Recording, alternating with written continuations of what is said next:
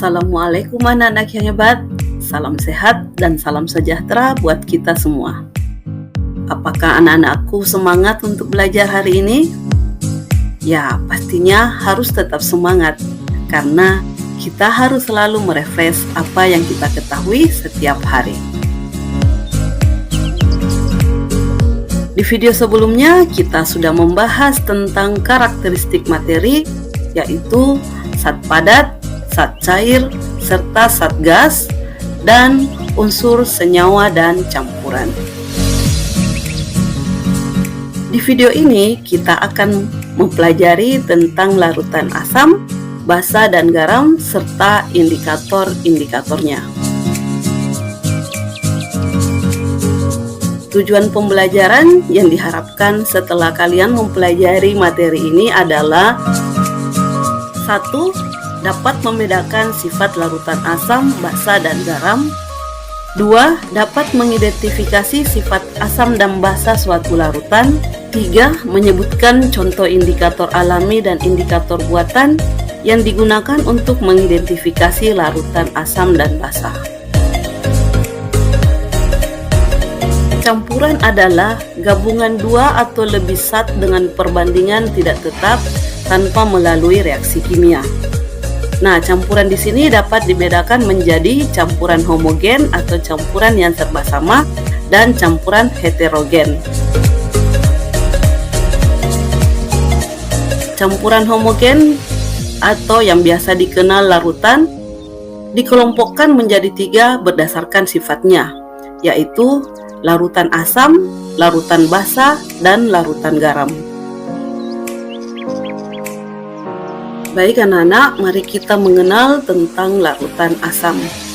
Ciri-ciri larutan asam di sini adalah rasanya masam, dapat menimbulkan korosif atau karat pada logam, dapat mengubah warna kertas lakmus biru menjadi merah, mempunyai pH kurang dari 7, dan melepaskan ion hidranium di dalam air. Berdasarkan asalnya, asam dikelompokkan dalam 2 golongan, yaitu asam organik dan asam anorganik. Asam organik umumnya bersifat asam lemah, korosif, dan banyak terdapat di alam. Asam organik banyak dihasilkan oleh tumbuhan dan hewan. Sedangkan asam anorganik umumnya bersifat asam yang kuat dan korosif, dibuat dari mineral-mineral dan non-logam. Selanjutnya kita lihat contoh asam dalam kehidupan sehari-hari, yaitu asam sitrat yang terdapat pada jeruk ataupun lemon. Ada asam asetat, contohnya cuka apel. Kemudian asam format yang terdapat pada sengat lebah dan sengat semut, dan asam karbonat yang terdapat pada minuman-minuman kaleng. Lalu contoh asam anorganik yaitu asam sulfat, asam klorida, dan asam nitrat. Kita lihat larutan basa. Ciri-ciri larutan basa antara lain berasa agak pahit, dan larutan ini tidak dianjurkan untuk ditelan.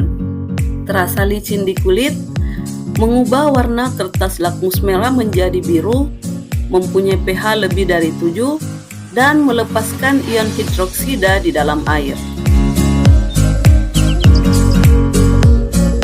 Di sini kita lihat contoh basa dalam kehidupan sehari-hari. Ada soda kue, kemudian sabun, deterjen, obat antasida atau obat ma, kemudian pasta gigi, dan baterai alkalin. Selanjutnya kita lihat larutan garam. Ciri-ciri larutan garam yaitu berwujud padatan kristal, dapat menghantarkan listrik, tidak mengubah warna lakmus atau netral, dapat bersifat asam atau basa, dan netral. Umumnya dapat larut dalam air.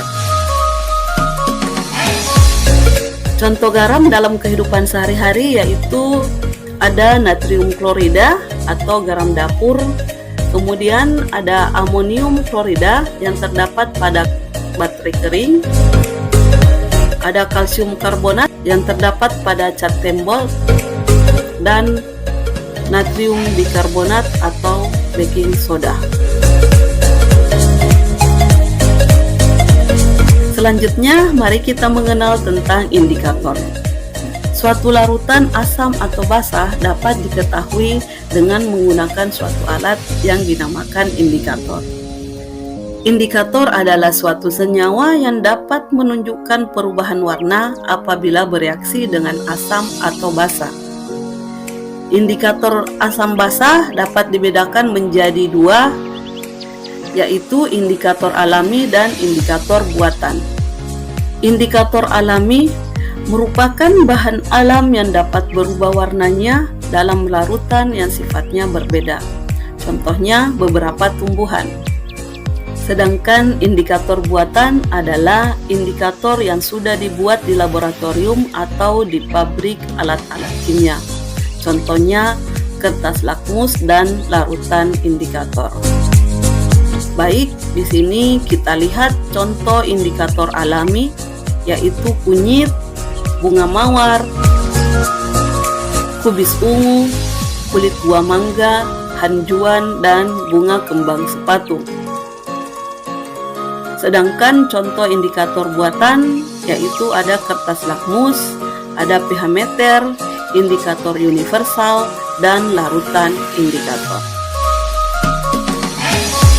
Nah, anak-anakku, apa yang dapat kita simpulkan pada materi kita hari ini? Yaitu satu, berdasarkan sifatnya, larutan dibedakan menjadi larutan asam, basa, dan garam. Dua, salah satu sifat asam yaitu mengubah lakmus biru menjadi merah, sedangkan sifat basa mengubah lakmus merah menjadi biru. Tiga, sifat asam, basa, dan garam dapat diidentifikasi dengan menggunakan indikator.